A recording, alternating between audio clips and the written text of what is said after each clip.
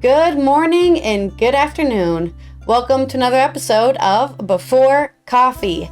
It is Wacky Wednesday, so we're going to cover the wacky, weird news stories that have been happening since last week, really, because I've had one, I think, since Thursday even. So let's go ahead into our headlines. Today on Before Coffee. German birth rate drops steeply against backdrop of unease. Cambodia's prime minister sounds a sour note on trucks' musical horns. Berry big. Massive Australian blueberry shatters world record.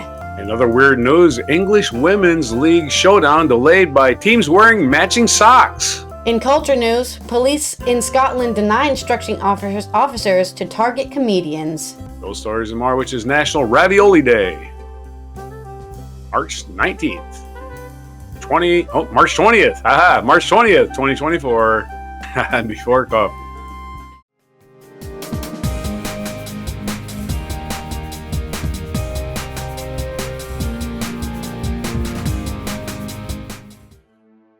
All right. Back to you. Okay. First news story of today is about Germany's birth rate. The Federal Institute, this is from Deutsche Welle, which I guess is like the government's welfare news update. So it's a government-funded newspaper. The Federal Institute of Population Research, BIB, in Germany on Wednesday, which was today, the March 20th, said it had seen a marked fall in the number of live births in 2023 to the lowest level rate since 2009. Authors of the study suspected the coronavirus pandemic after effects, geopolitical uncertainty, and climate fears may be among the reasons that people are delaying or even abandoning plans to become parents. The birth rate fell from 1.57 children per woman in 2021 to around 1.36 in autumn 2023. The BIB rated this sharp decline within 2 years as unusual, as phases of failing birth rates have tended to occur more slowly in the past. The researchers said a succession of multiple crises such as the COVID-19 pandemic, the war in Ukraine, inflation, and climate crisis were possible reasons. In such a time of multiple crises, many do not realize their desire to have children, explained the study's co-author Martin Boujard from the BIB. The birth rate in Germany remained stable during initial periods of the pandemic, according to the BIB, but it fell to 1.4 as the pandemic progressed. I believe there supposedly were a lot of pandemic children, babies basically conceived during the pandemic, because I guess you're stuck inside all day, so what better things to do? And that maybe that's just a natural return to normal for these people, is just like, we had too many children, now we have to stop. I have no idea. The authors believe it's possible many women initially postponed their plans to have children so they could be vaccinated, given that vaccines were not approved for pregnant women at the time. Rates recovered again later in mid-2022, but the birth rate fell steeply as the impact of high inflation truly began to bite from autumn that year in 2023. Into 2023. The author said it was not yet possible to foresee to what extent the new figures revealed as a general trend toward failing birth rates or merely a temporary effect. Persistently low birth rates contribute to an aging society. The study said, for a society such as a phenomenon could pose challenges if it were to persist, including a possible decline in skilled workers for the labor market. According to BIB, the birth rate in West Germany fluctuated between 1.2 and 1.4 children per woman for 4 decades after 1975, and for a long time amongst the lowest in Europe. From 2015 to 2021, it was significantly higher, with values of 1.5 to 1.6. But that's still pretty low. I think the global average of the developed world is like 1.3 or something, or maybe America's is 1.3. I'm not, actually I want to look up. I wonder if there's like figures I can look up, or I can look up the USA. Oh, supposedly in the USA is, oh no, this is birth weight. rate. Average birth weight. All right. Well, I don't know. This isn't giving me the same figures. This is giving me there's 12 births per person or per 1,000 people, which that includes me doing math. So I just wanted to know how many children per person there are in the US. But it's just giving me how many births per 1,000 women. So that's not exactly the same statistic Germany is using. If Germany also said how much. But, I mean, there's a cool graph here of, number of live births in the US, which it's at the height of January 2007, it was at 4.3. And then there was a sharp decline from in 2010 to only 4 million. These are very small numbers. It's every 100K. So 4.3 to 4 million is a sharp decline. And then from 2014, there's a sharp decline again from around 3.9 to 3.6. So there's less and less 100,000 babies being born every year in the US. And that was also a pretty normal decline, right? It was over from 2014 to 2020. It's a 6-year decline. But I'm assuming, because I don't have a graph for this article, that the German birth rate was much the steeper decline than they were expecting for only 3 years, I guess. I'm not a mathematician, so I can't transfer 1.4 births into a per 1,000. I'm sure that's how they determined that from this per 1,000 births factoid. But anyways, watch out. Birth rates going down, which I have been saying for most of Europe for a long time. That has been the thing that people have been saying, because there are definitely places out there that are having, 2 births per woman or something, or maybe even 3. And that's not so much in Germany, which has always had a low birth rate according to this article. But yeah, that's my story about decline of births. On to yours. Okay, so we're going to do a couple stories, because the stories I found are a little short. As odd stories tend to be a little short, because they're not a little short in details, so they don't want to pad them, I guess. This is the Associated Press story from Phnom Penh, Cambodia. Cambodian Prime Minister Hun Manet has ordered a ban on musical horns after videos posted on social media showed people dancing on roads and roadsides as passing trucks blasted rhythmic little tunes. Hun Manet, who last year took over the wheel of government from his father Hun Sen, who led Cambodia for 38 years, called on the Ministry of Public Works and Transportation and police across the country to immediately take action against any vehicle whose normal horn has been replaced by a tune playing one by ripping it out and restoring it with a standard honking type. He said the measure has already been implemented by provincial authorities, but he wanted to announce it publicly to make sure it was enforced nationwide. He commented on his Facebook page on Monday that recent social media posts have shown inappropriate activity committed by some people, especially youth and children, dancing on the roadside and musical sounds and truck horns. Oh, the debauchery. Oh, the humanity. Oh, I'm adding that part. Hun Manet, if that's how you pronounce his name, said such dancing affects public order and poses a traffic hazard that is a threat to life and limb, not least of all to the dancers themselves. One video shows 3 young people dancing in the middle of the road while a large trailer truck coming their way lays down the beat. For Cambodians, there will be no more dancing in the street. All right, so there you go. A dictator basically telling people, stop having fun. You might get killed. Also, if you're happy, you might realize that I should not be in charge anymore. Uh-oh. Oh, yeah. We don't, I don't know. It just seems like what are they going to do about it? Nothing more inspiring than music, I say. Music can inspire you to do all sorts of things. Right. Of course, the proper punishment for people dancing in the street is they get hit by a car and they learn a lesson like, hey, wow, I got broken legs. If everyone's run over. That's true.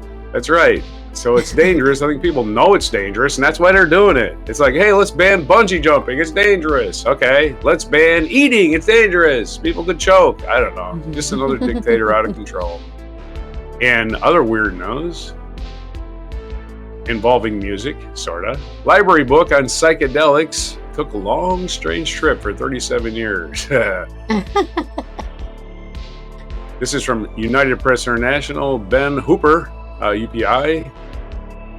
A book on psychedelics was returned to a Colorado library after taking a long, strange trip for about 37 years. The High Plains Library District in Weld County said the book Psychedelics by Bernard Aronson and Humphrey Osmond was returned recently to the Riverside Library and Culture Center. The book, due back on May 30th, 1987, was accompanied by a note reading, "Sorry, it's so late. It's been a long, strange trip. Far be it from us to suggest that a book on psychedelics may have affected someone's perception of time," the library joked on social media. So there's your little psychedelic book journey story. There isn't a whole lot of details. The borrower was not identified, but at least they brought it back. And there was dancing in the streets. There was dancing in the streets. In Weld County. At the High Plains Library District. Back to you. Okay. Then let's go ahead and talk about this very, very big blueberry. This is from Global News. Michelle Butterfield reporting. The blueberry is picked on November 13th in New South Wales, Australia, and measures just shy of 4 centimeters wide, or about the size of a golf ball. I would say it's the size of my hand. I saw the picture, which you cannot see, is like, it really is more, it looks way bigger than a golf ball. It looks as big as a tennis ball, but maybe they have small hands. This isn't your average blueberry. A giant blueberry made the record books last week on March 15th, capturing the Guinness World Record title of world's heaviest blueberry for its scale-tipping weight of 20.4 grams, around 10 times the average weight of a normal berry. A giant blueberry made the record books. Oh, sorry, I already read that. The fruit was picked on November 13th in New South Wales, Australia, and measures just shy of 4 centimeters wide, about the size of a golf ball. A photo shared by the grower shows just how whopping this monster berry is, taking up much of the outstretched palm holding it. When you put it on the scales, I was a bit shocked. Brad Hawking, blueberry lead at Casca Group, an Australian fruit and vegetable producer, told The Guardian. I knew they were big, but I had to do a double take to make sure. The record-breaking blueberry is of the Eterna variety, which is known for producing large fruit. Eterna, as a variety, has a really great flavor and consistently large fruit. When we picked this one, there were probably around 20 other berries of similar size. Wow, Hawking said in a statement. That's a lot of giant blueberries. Hawking said in a statement, the new record demolishes the previous record holder, which was an Australian-grown berry that weighed 6.2 grams. Produce growers will often compete to grow gargantuan-sized fruit and vegetables for fun, but sometimes taste or quality can be compromised. This is the question you asked. Is it even taste good? That's not the case with this particular variety, the grower promises, saying they went through a painstaking 10-year process from breeding to commercialization, so these blueberries should still taste good. This really is a delightful piece of fruit. While the fruit is large, there is absolutely no compromise on quality and flavor, as would be expected when developing a premium variety blueberry, Hawking said.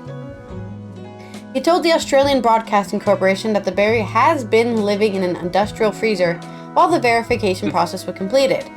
Now they're pondering what its fate should be. Make a pie! Oh my. We all look at it occasionally and smile, Hawking told the outlet. I don't think a smoothie would be the right fate for it. Instead, he told the BBC they've been tossing out ideas like casting it in resin or mounting it on a wall or something. I think they should just make it into a pie. But giant... Clone it. Yeah. But that's really interesting. This huge blueberry. There's another article about it, but I think it's just more about the blueberry itself. Maybe. No, I think that's it. Really, that's all the information. It's just a giant blueberry. There's your wacky news. Last week, they officially recorded the largest blueberry ever made. Oh yeah, it looks much smaller when it's in a group of others. There's like a bunch of big ones, but I don't know, maybe they do just have a small hand. Because there's a photo, I'm just saying, there's a photo of it on the scale, and it looks like a normal blueberry. Just really big, right? Like right. You said, like a golf ball sized. But then when it's in their hand, it looks like tennis ball sized. So there's some sort of trickery with either the camera lens. I don't know what they're doing, but it looks huge in the hand, but smaller on the scale. Like this is just a normal kitchen scale. It's a huge scale with huge letters. Yeah. Well, that's it. That's my wacky news story about a giant blueberry. It was the lighting in the room, just like my lighting is. I have artificial light today, so my camera's not blinking for a change. I don't know why, but, well, I'm sure it will soon, just to make me wrong. And you notice my hair was all messed up, man. She told me. Hey, your hair's all messed up, old man. You look like you slept in it. That's because I did. Hold on. Fixing the hair. Am I on camera? You're fine. Yeah. I can't hear you anyway because I don't have headphones on. I can hear you. And my long, stringy hair out of my way. You've already looked like that for a story, 2 stories. So I didn't think you cared. Happens. I do care because I finally looked at myself and said, "Wow, people Who is that guy? They're going to be distracted as hell, like I get. Is that guy going to fix his hair or what?" All right, we got 3 stories. Commenting, fix your hair. We got 3 goofy stories. They're all short. English Women League showdown delayed by teams wearing matching socks. That's right. Ever show up at a party wearing the same dress as somebody? I guess it's like that. I don't know. This is from London, from the Associated Press. A top-of-the-table English women's soccer game with a crowd of nearly 33,000 suffered a delayed kickoff on Friday because the teams had matching socks. Arsenal turned up at Chelsea with the same colored white socks, forcing referee Rebecca Welch to delay the start. Arsenal ended up going into the Chelsea megastore at Stamford Bridge and buying black socks. They used tape to try and hide the Chelsea and Nike logos. Arsenal's kit is made by Adidas. They started 30 minutes late. Clearly, it's a human error. It's a mistake. When it's embarrassing. Former England international Karen Carney, who played for both clubs, told Sky Sports, "This is a massive crowd, a massive game. It was a simple thing. A kit. We got it wrong. People make mistakes, but the game does not need this, and it's frustrating. It does not look good for the game." Of course, they have to have different color socks so the referees can tell who's kicking the ball when they call them, anything. I see. Never thought about that. That's the only reason I got to wear different color socks. But they show this. These 2 soccer players run side by side. The woman in blue is wearing white socks. The woman in red is wearing black socks that are heavily taped. So they will stay up, apparently, and not reveal their Nike logos. Another weird news. The Mega Millions jackpot reaches, it's not really weird news, but it reaches almost $1 billion after no one wins Tuesday's drawing. Mega Millions jackpot has reached $977 million for Friday night's drawing after no tickets matched all 6 numbers on Tuesday night. The winning numbers drawn on Tuesday were 24, 46, 49, 62, 66, and the gold mega ball was 7. Don't play any of those numbers, as I don't think they're going to hit again. The estimated jackpot was $893 million with a cash prize of $421.4 million. The cash prize, of course, takes into account that you want the money now, not over 20 years. The cash prize for Friday's drawing is $461 million. So, a mere pittance. Still not as much as Trump owes in fines and penalties and lawsuits.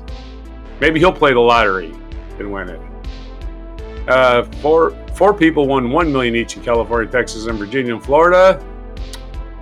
It's just the sixth time in the game's nearly 22-year history the jackpot has reached this level. Only 5 jackpots have exceeded $1 billion. Mega Millions is the only lottery game that has awarded 5 jackpots exceeding $1 billion, and all in different states. South Carolina was the first in 2018, followed by Michigan in 21, Illinois in 22, Maine in 23, and Florida just last August in 23. The odds of winning any lottery jackpot are very slim. Mega Millions players have a 1 in 302 million chance of taking home the top prize, but a 1 in 1 chance if you pick the right numbers.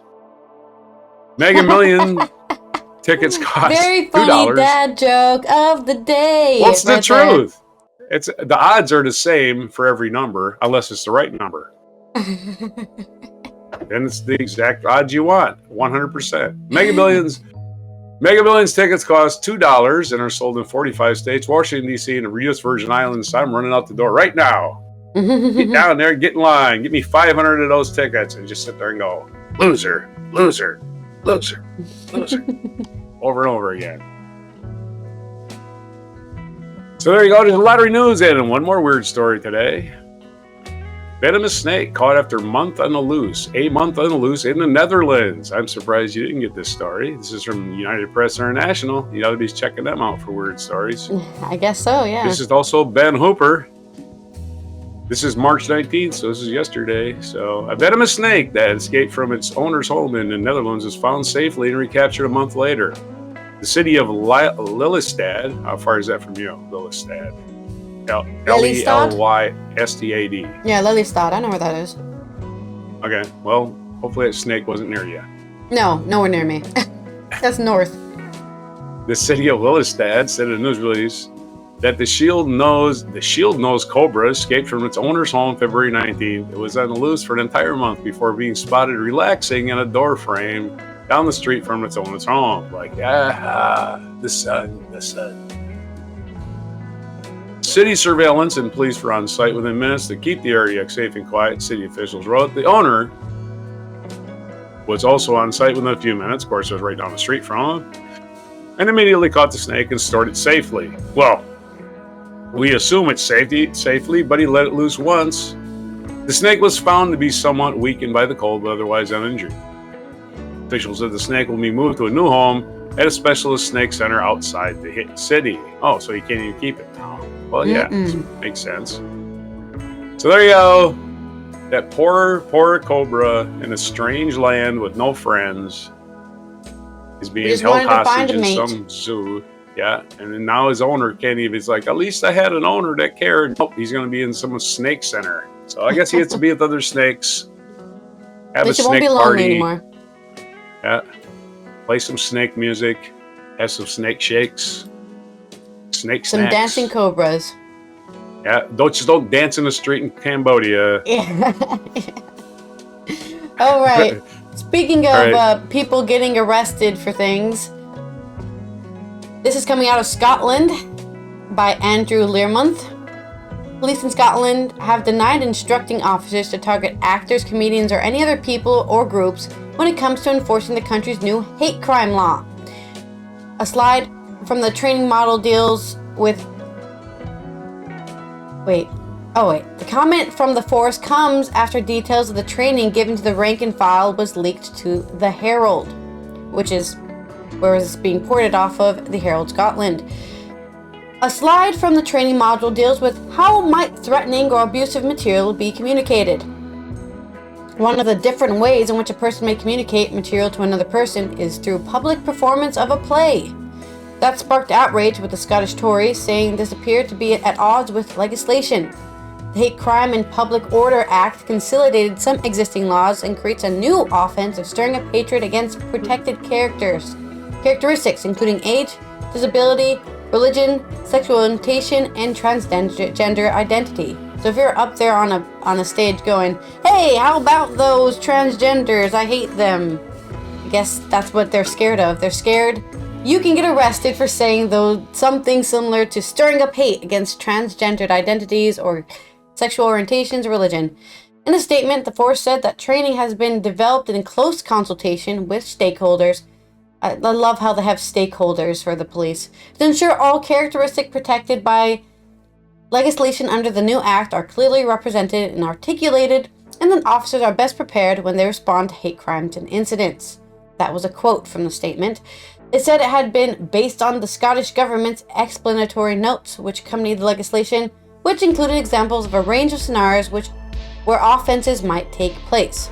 However, they added that this does not mean officers have been told to target these situations or locations.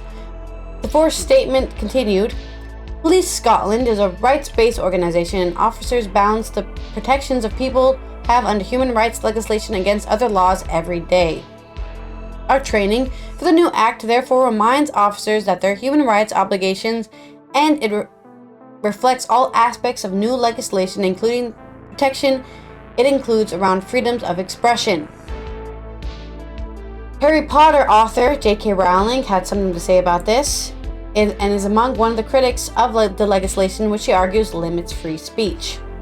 She said she would not delete social media posts which could breach this ludicrous law. It comes after she was embroiled in a misgendering row with transgender broadcaster India Willoughby. Police in Northumbria cleared Miss Rowling of criminality after she said the broadcaster was cosplaying a misogynist male fantasy of what a woman is. She's gone off the freaking... just completely just fell off, screaming in nonsense at people. On Twitter, the author said she would not delete any comments which could be considered criminal in Scotland from April.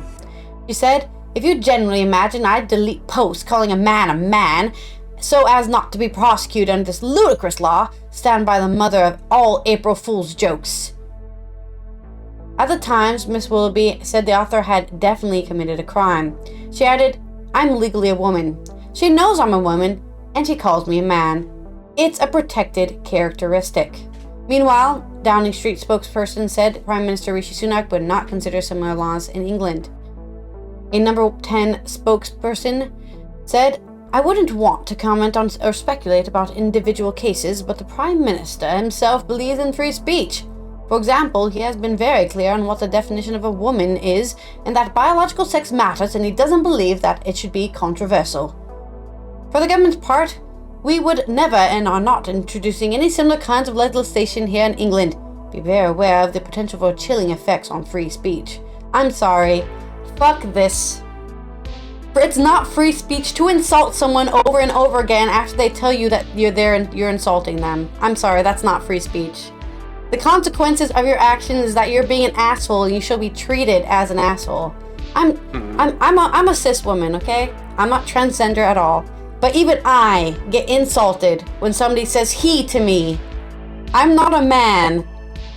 And I think it should be my protected right to be treated as a woman if that is what I want to be treated at. So this idea that it's free speech to basically purposely insult somebody and continually use the wrong pronouns or say he or call you a man when you are not that thing, I think is ridiculous to think that's a free speech thing. I'm sorry. But you know what? If they don't want to governmentally enforce it, that's fine. That's their right as a government. But acting like you shouldn't have any consequences to being an asshole is where I draw the line, right? There's people on social media do this all the time. It's my free speech to have an opinion. Well, your opinion insulted 90% of the people you're talking to. Don't act like you shouldn't get insulted back, but people telling you you're an asshole. I'm not an asshole. This is free speech. No, you're still an asshole, even if it's free speech, okay? But there's your news coming out of Scotland and also, I guess, England. And we will go on to this day in history. Unless you have any opinions of being called a woman when you're obviously not a woman. You have long hair. Men with long hair get called women all the time, historically. I have notoriously thick skin about my own appearance. Yeah. I don't care. I really just ha ha ha. Like when I was in Oklahoma, there's this guy at where I work, almost completely bald. Kept telling me to get a haircut. I said, I bet you wish somebody tell you to get a haircut. Every time he'd make a comment about my hair, I'd make a comment about him not having hair. So it just goes back and forth. I don't care. It's like, you insulted me, I don't give a shit, right? Yeah. It's your inferiority. I'm totally fine with that. What I'm not fine with is this, like, if that guy were to say, it's my free speech to tell you to cut your hair, you know? It's like, no, it's not. Fuck you, you know? Well, it's two terms we got to learn here. Because it's under the umbrella of free speech. That's, right? People try to use free speech as a defense for saying shitty things. The lowest common denominator. That's what a free speech is. It, unfortunately, is for the lowest common denominator, the people who can't think for themselves, right? The people that's what free speech is for. The idiots who have unpopular opinions, so you can set them straight. You don't know they have unpopular opinions unless they say them. If they're keeping them to themselves, and one day you wake up and everybody's in chains, and you're like, what happened? Oh, we were having meetings secretly. So it's good that people have free speech to express themselves and be offensive. Yeah. Myself, I don't get offended, but I can see how people get offended by it. But again, if it's jokes and they're made in a mean way, yeah, they're not really jokes. But if they're jokes just to be jokes and everybody's laughing, yeah, they're jokes. If you went to see a comedian and you went there to be offended, don't go see that comedian. Yeah. Just stay home. Just stay home. Just leave. You can walk out. You're allowed to leave. Yeah. I hear this guy is offensive. I still sit there and heckle him. No. You paid a ticket. That doesn't give you a right to heckle, right? Like George Carlin said as a comedian, he says, you're here for me. I'm also here for me, right? Nobody's here for the audience. So shut up. That's what he says. And I think George Carlin took care of hecklers. I don't know, I got on this subject by saying, hey, it's the audience's job to take care of the hecklers. You see somebody heckling, take them outside and beat them up. That's what he said. He's like, I mean, that's gotten really popular on like YouTube shorts I've been watching. Just comedians getting heckled and then dealing with it so well, right? Like the impressively counter heckle of the comedian. Pretty impressive to watch. Oh yeah, it's really good. I wonder if, I know this is very common, people placing hecklers in the audience for laughs, right? So that's pretty common too. So I always approach that with a grain of salt. Is this a real comedian with real hecklers, or is just a guy getting clicks? Yeah. I don't know. Could be either. It's entertaining either way. That's what I argue. It's entertaining. It's fake or not fake, it's entertaining. Joe Rogan was famous for his little WWE act he was doing with Carlos Mencia. He would stand up and he'd go to Carlos Mencia's act, his show, and stand up in the audience to tell him that he's stealing jokes. And I'm like, yeah. Wow, the first comedian ever to steal jokes. Joe Rogan's a moron. Or it's a WWE act, right? Yeah. Hey, we're wrestlers. We're not comedians, because he's one of these meathead. He's a meathead. He doesn't have a brain. You know, he just works out all the time, talks to other meatheads, and they all agree with each other and being testosterone. And no, I mean, there are definitely clips from his podcast where he is saying something without thinking whatsoever. So yeah. And openly smoking weed on his podcast gives away the game that his mind is not quite there. You know, I smoke weed, but I don't just sit there and go, no, you smoke a little and you're good for like 6 hours. You know? Yeah. Not Joe Rogan. He wants to kill every last remaining brain cell while he's on the air. This day in history.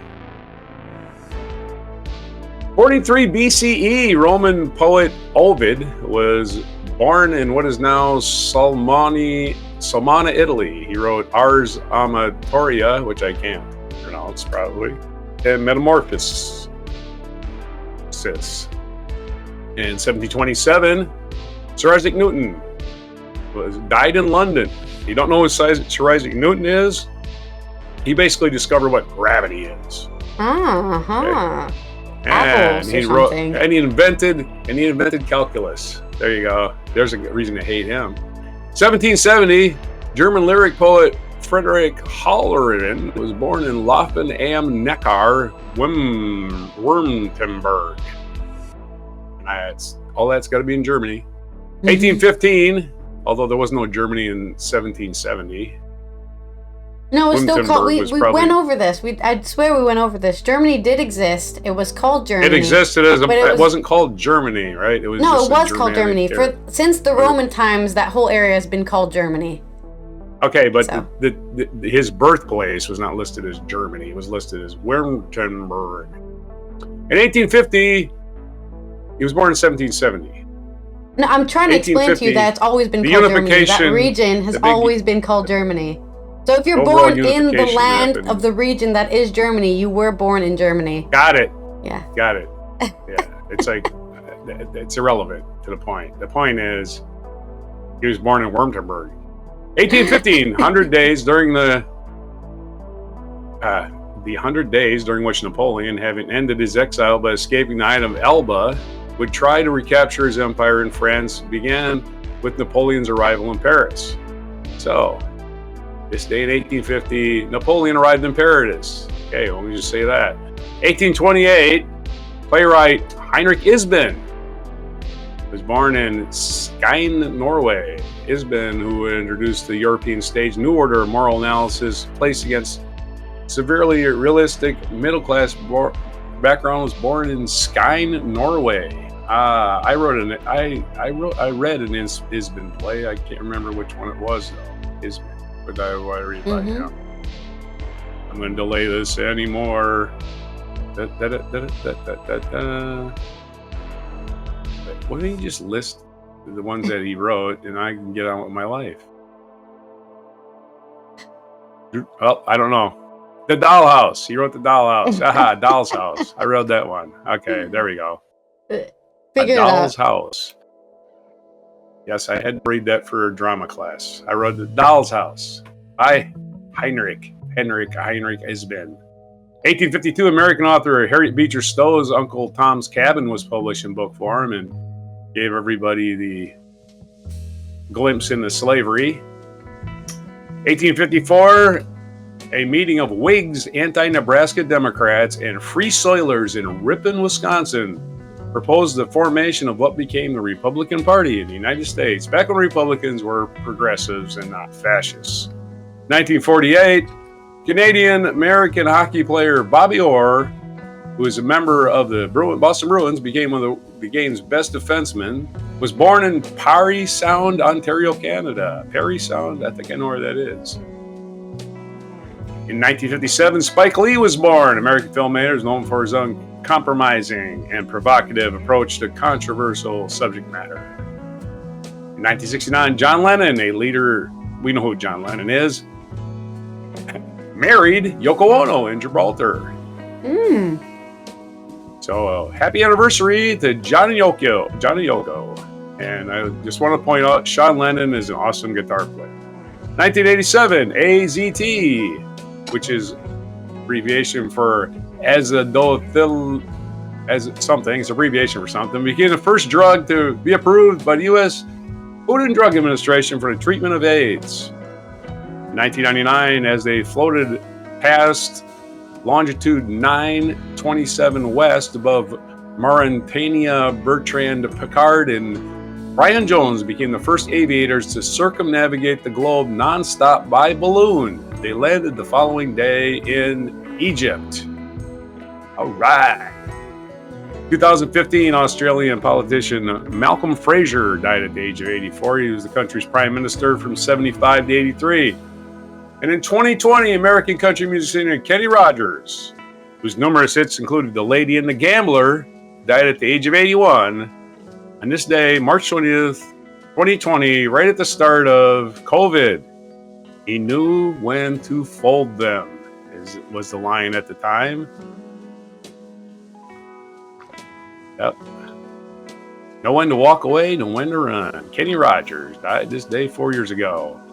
Our feature biography, Maud Lenora Menton, Canadian biochemist and organic chemist, was born on March 20th, 1879 in Port Lambton, Canada. Died July 26, 1960 in Leamington, Canada at the age of 81.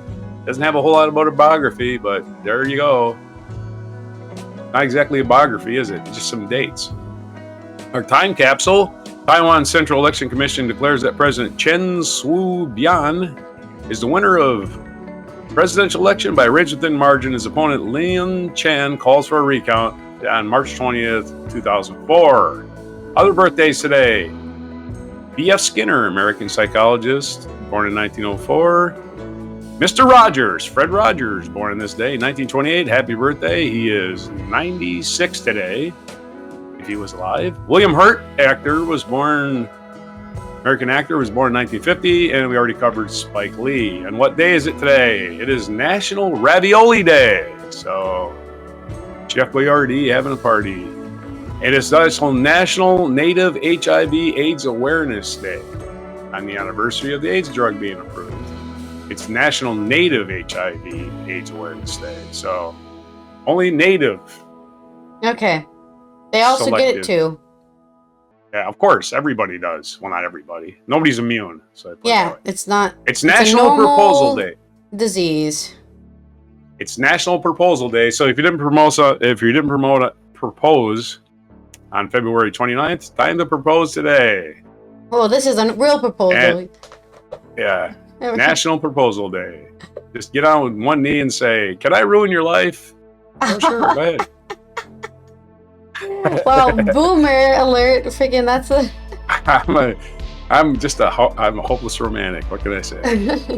National SBDC Day, which I have to look out. So I have to look up something again. It's third Wednesday in March is National SBDC Day, and let's figure out what that stands for. Super Bowl, District of Columbia. No, it's. I don't think so. During the third Wednesday in March, National Small Business Development Centers. There you go. Recognizes the thousands of small businesses, which I'm a small business. And hey, by the way, like and subscribe to this wonderful humor you get every day from us. Yeah, support like and subscribe. Support it doesn't your cost you local internet small business over here. Yeah, we're a small business, and boy, we had to lay off a whole team of writers again. So. The quality of this program depends on your clicks. That's it. You don't have to give us money. Just subscribe. Woo! Yeah, the more views we get, the more subscribers we get, the more likely we're allowed to monetize. And my happiness goes up. Happiness. Don't you want to see happiness? You don't want to see me going, I wonder how I'm going to pay my bills this month. You don't want to see that. So it's National SBDC Day. Time to click away. Click, click, click, click, click, click, click. Get your friends to click. Get your enemies to click. People you don't like. People you haven't talked to in years. Call them up and say, watch this news show. The man's insane. Anyway. Those are your days for today. March 20th. I got it right this time. I've seen it 15 times now. March 20th, 2024 on Before Coffee. All right. This has been Allison here from the Netherlands. It is the end of our show. Tomorrow will be Themeless Thursday, where we'll also cover our March Madness round 1 and 2 picks. And then on Friday, we will cover the Women's League as well. So check that out. Join along with us as well. So pick your teams now so you can argue with us in the comments about how we should not pick UConn. UConn's not going to win. They suck. And we'll see you next time. Here is your mic drop moment.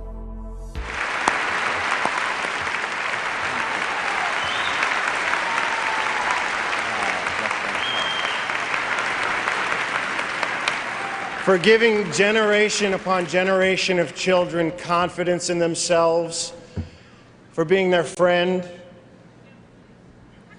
for telling them again and again and again that they are special and that they have worth. It is my honor, on behalf of everyone here and on behalf of the millions of children whose mornings you have brightened with your kindness, to present you with this Lifetime Achievement Award.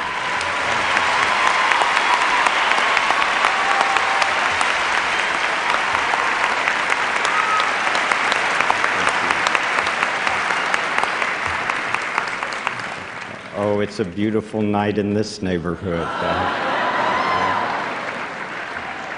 So many people have helped me to come to this night. Some of you are here, some are far away, some are even in heaven. All of us have special ones who have loved us into being. would you just take, along with me, 10 seconds to think of the people who have helped you become who you are? Those who have cared about you and wanted what was best for you in life. 10 seconds of silence. I'll watch the time.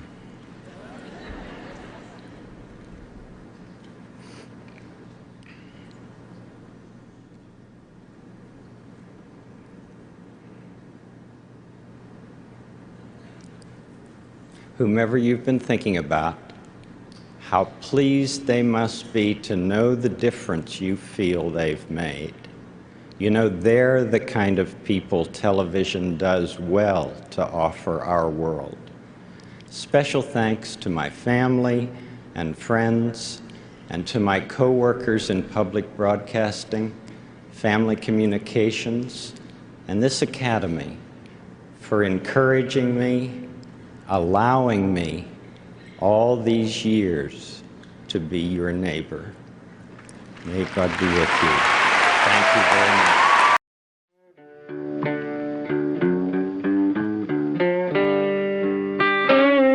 Be sure to hit the like, subscribe, and notify buttons, and follow our other channels, Toxic Alley, History of Gravy, and Scratchy Old Records.